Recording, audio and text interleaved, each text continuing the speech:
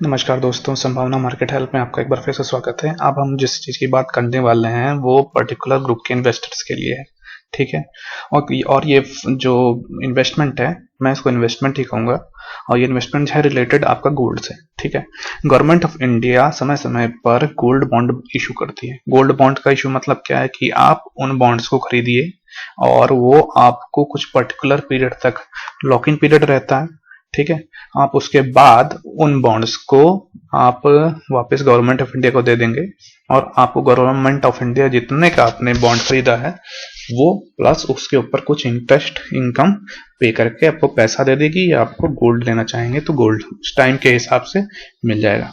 देखिए, एक तो ये बात हो गई। दूसरी बात मैंने ये को कहा कि ये पर्टिकुलर लोगों के लिए है, तो फिर हम लोग क्यों सुने। देखिए, जानकारी रखने में कोई बुराई नहीं, क्या पता आपको कब किस चीज की जरूरत पड़ जाए। बेसिकली ये जो बॉन्ड है, जो गोल्ड बॉन्ड मैं आपको बता रहा हूँ, ये एक तरह से इन्वेस्टमेंट को डाइवर्सिफाई करने का तरीका है।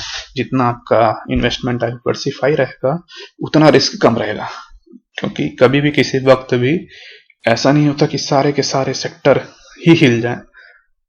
कुछ सेक्टर्स पे कम इफेक्ट पड़ता है, ठीक है। तो फ्यूचर किसने देखा है। और ये जो गोल्ड बॉन्ड है, आप कह सकते हैं ए ग्रेड होते हैं। गवर्नमेंट ऑफ इंडिया की बैकिंग होती है। जितने भी गवर्नमेंट ऑफ इंडिया की बैकिंग होती है वो सबसे सिक्योर जो आपके इन्वेस्टमेंट हैं वो आपके गवर्नमेंट ऑफ इंडिया के बॉन्ड्स में, ठीक है। इसी का रीजन है कि यहाँ पर जो इंटरेस्ट रेट है आपको सिर्फ 2.5% मिल रहा है। तो आप कहेंगे कि भैया हमको इतना कम इंटरेस्ट मिल रहा है, हम यहाँ इन्वेस्ट क्यों करें। तो यहाँ पर मैं आपको ये बताना चाहूंगा कि अगर आप इस टाइप के बॉन्ड्स में कौन सी मनी पार्क करते हैं, आप ऐसी मनी पार्क करते हैं जो आप रिस्क फ्री रखना चाहते हैं, ठीक है, और जिनकी आपको अभी जरूरत भी नहीं है, ठीक है। दूसरी चीज क्या है, ये गोल्ड बॉन्ड है। आप अगर पिछले जो ये बॉन्ड आपके एक्सपायर होंगे या जब आप उनको रिडीम कर पाएंगे वो करीब अराउंड 5 ईयर है, और प्लस 3 ईयर्स को एक्सटेंड करने का पीरियड भी मिलता है।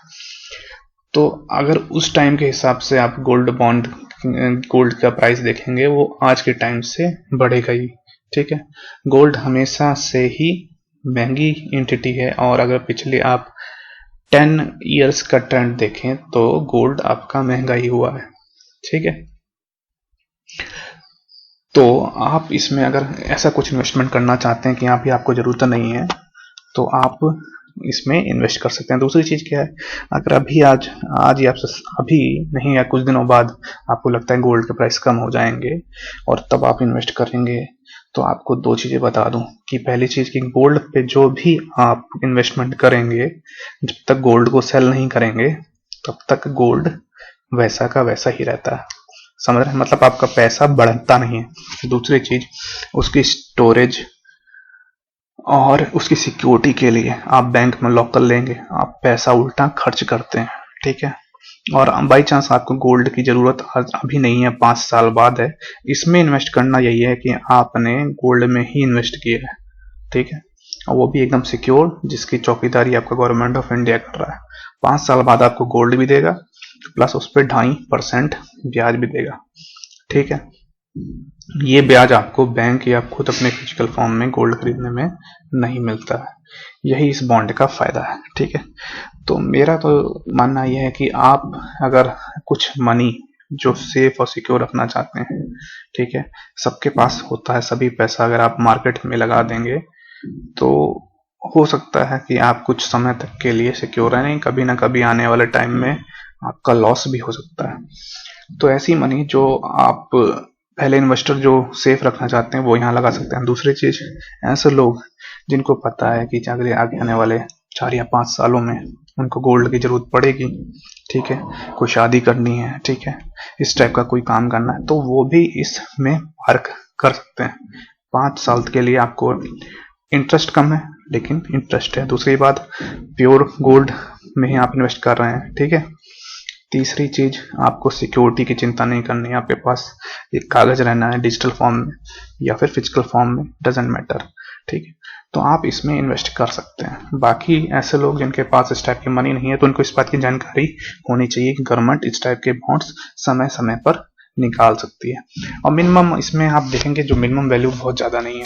1 ग्राम गोल्ड अभी जो प्राइस है वो है 4639 पर ग्राम। आप इतने रुपए पे इन्वेस्ट कर सकते हैं, ठीक है।